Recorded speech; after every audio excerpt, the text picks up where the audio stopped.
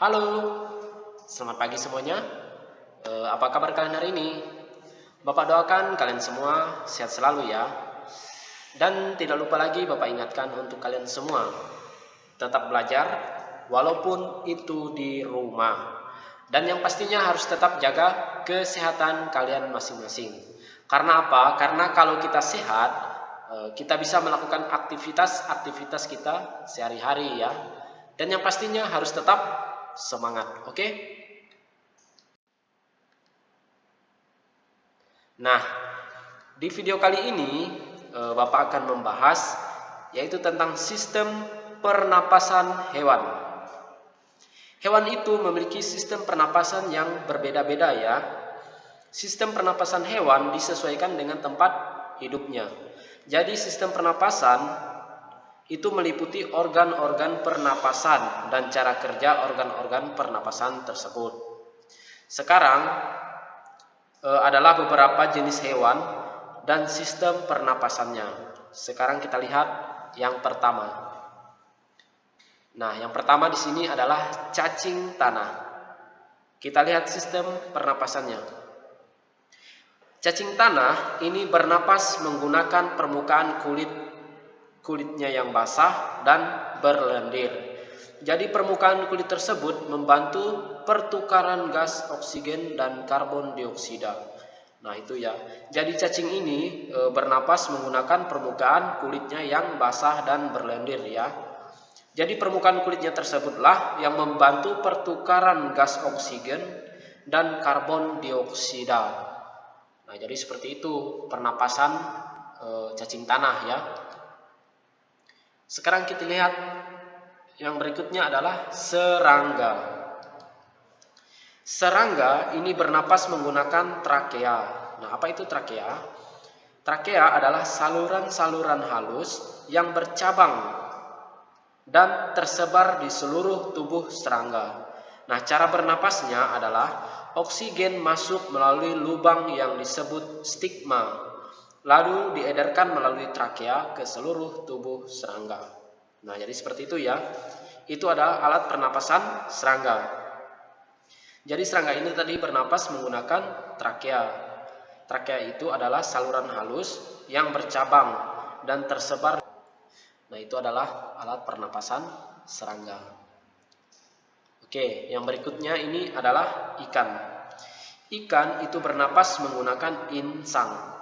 Insang itu berbentuk lembaran-lembaran tipis. Jadi air yang mengandung oksigen itu akan masuk melalui mulut ikan. Lalu mulut ikan akan tertutup dan air akan mengalir ke bagian insang yang terbuka dan terjadilah pertukaran oksigen dengan karbon dioksida. Nah, jadi seperti itu ya proses atau sistem pernapasan pada ikan ya. Jadi air yang mengandung oksigen itu akan masuk melalui mulut ikan. Lalu mulut ikan akan tertutup dan ikan akan mengalir ke bagian dan air akan mengalir ke bagian insang yang terbuka dan terjadilah pertukaran oksigen dengan karbon dioksida. Nah, itu adalah pernapasan ikan ya. Nah, yang berikutnya di sini adalah amfibi. Amfibi ini merupakan hewan yang memiliki dua tahap hidup, bisa di air dan bisa di darat. Saat di air atau dalam fase berudu, amfibi ini bernapas menggunakan insang. Tetapi saat di darat, amfibi ini bernapas dengan paru-paru dan kulit ya.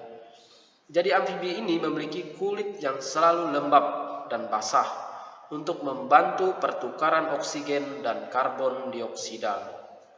Nah itu ya, itu adalah cara bernapas amfibi ya. Kalau dia di air,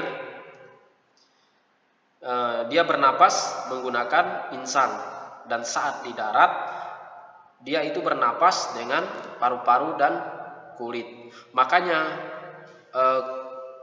kulit amfibi itu selalu lembab dan basah. yaitu untuk membantu pertukaran oksigen dan karbon dioksida. Itu ya. Itu adalah hewan amfibi. Nah, yang selanjutnya ini adalah reptilia. Reptilia ini bernapas menggunakan paru-paru. Caranya oksigen masuk melalui hidung, terus ke tenggorokan, lalu ke paru-paru. Karbon dioksida pun dibuang melalui jalur yang sama. Ada reptilia yang menyelam, seperti kura-kura, penyu, dan buaya. Nah itu ya, itu adalah alat pernapasan pada hewan reptilia ya. Jadi oksigennya itu masuk melalui hidung, terus ke tenggorokan, lalu ke paru-paru. Jadi seperti itu ya. Dan reptilia ini bernapas menggunakan paru-paru. Oke, yang selanjutnya ini adalah burung. Burung ini bernapas menggunakan paru-paru. Pernapasan burung itu dibantu oleh pundi-pundi udara namanya. Pundi-pundi udara ini mampu menyimpan udara. Saat terbang, burung tidak bernapas melalui hidung, melainkan menggunakan pundi udara. Jadi seperti itu ya, sistem pernapasan pada burung. Jadi saat terbang, burung ini tidak bernapas melalui hidung, tersimpan di pundi-pundi udara. Jadi seperti itu ya. Oke, yang selanjutnya ini adalah mamalia. Mamalia ini bernapas menggunakan paru-paru. Oksigen masuk melalui lubang hidung, terus ke tenggorokan, lalu ke paru-paru. Nah, karbon dioksida itu dikeluarkan melalui jalur yang sama. Mamalia yang hidup di air ini bernapas dengan cara memunculkan diri ke permukaan air secara berkala untuk mengambil udara. Nah, mamalia yang hidup di air itu adalah paus dan lumba-lumba ya. Jadi itu adalah sistem pernapasan hewan.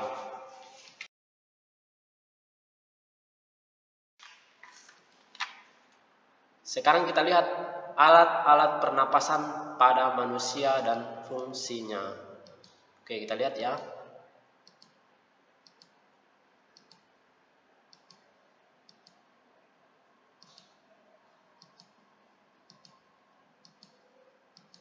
Oke.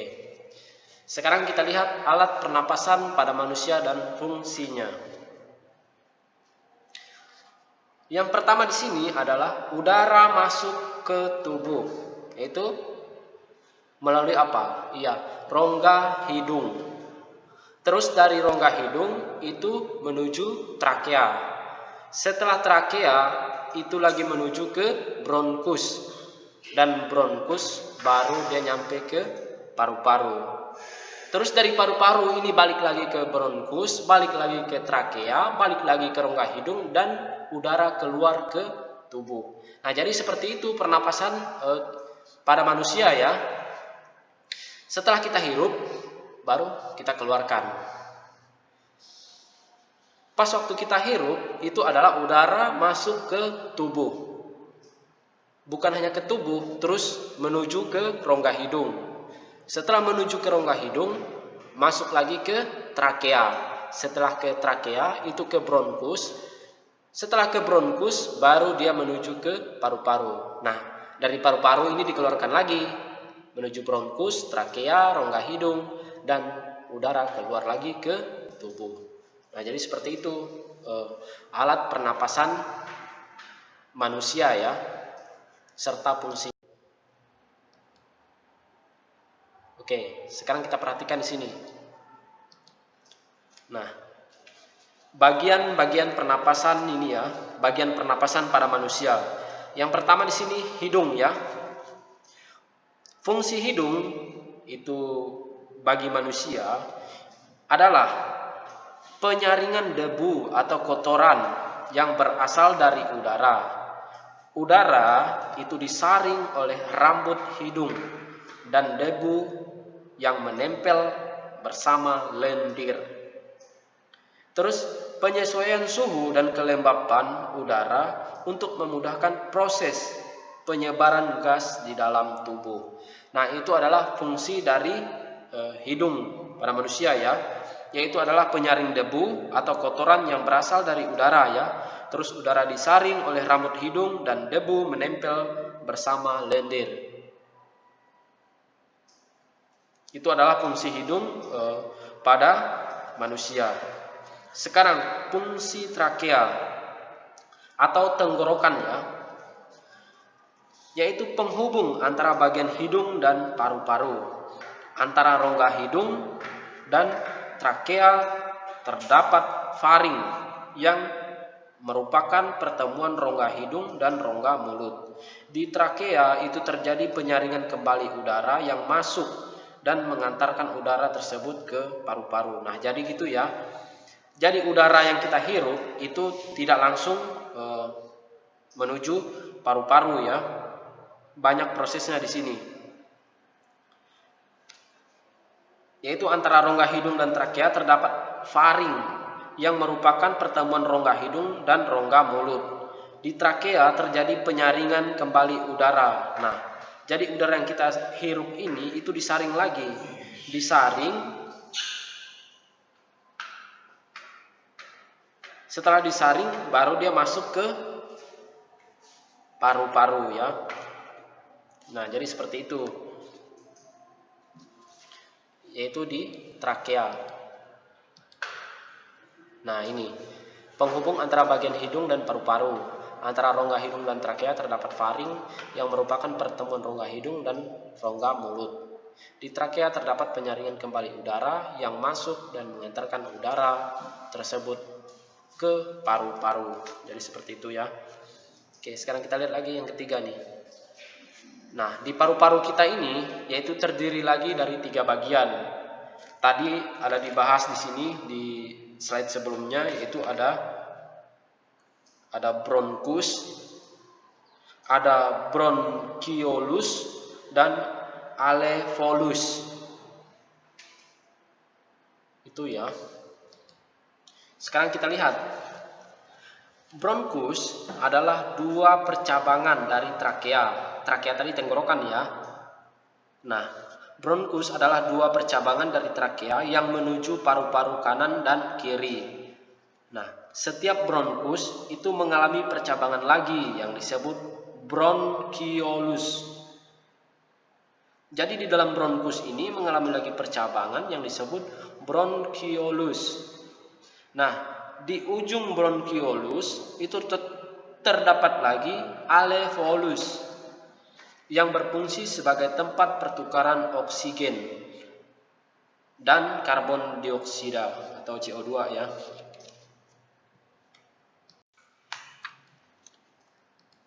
Oke, sekarang perhatikan gambar di bawah ini ya. Ini adalah gambar paru-paru manusia atau gambar sistem pencernaan manusia. Oke. Udara yang kita hirup itu melalui rongga hidung.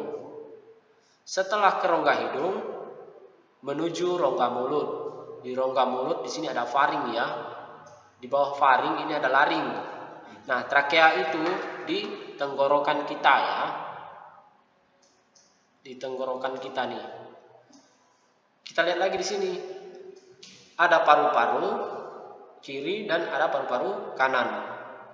Di paru-paru ini ada lagi namanya bronkus, bronchiolus, alveolus. Nah, posisinya di sini. Alveolus itu di bawah ini. Di bawah paru-paru kita nih.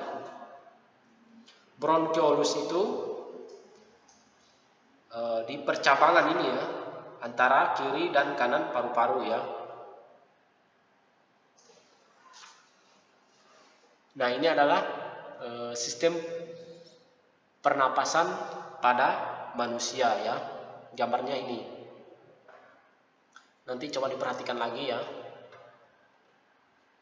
Yang trakea itu di mana? Yang faring itu di mana? Yang laring itu di mana? Dilihat lagi ya di gambar ini. Oke, yang selanjutnya. Nah, selanjutnya ini adalah proses pernapasan manusia. Ini adalah prosesnya ya. Oke. Proses menghirup udara. Yang pertama, udara masuk melalui hidung. Sekarang kalian perhatikan gambar di slide sebelumnya tadi ya. Udara itu masuk melalui hidung. Setelah masuk melalui hidung, udara disaring oleh lendir dan rambut hidung. Nah, jadi udara yang kita hirup ini itu akan disaring lagi oleh lendir dan rambut hidung. Setelah itu, paru-paru mengembang dan rongga dada membesar. Kalau kita menghirup udara ya. Terus gas oksigen diserap oleh alveolus. Ini yang tadi ya, yang kita bahas tadi. Nah, ini proses mengembuskan udara. Proses yang pertama itu paru-paru mengempis dan rongga dada kembali ke ukuran semula ya. Terus yang kedua, udara keluar melalui saluran pernapasan. Yang ketiga, udara yang dikeluarkan mengandung gas karbon dioksida dan uap air. Nah, jadi seperti itu pernapasan pada manusia ya. Prosesnya seperti itu.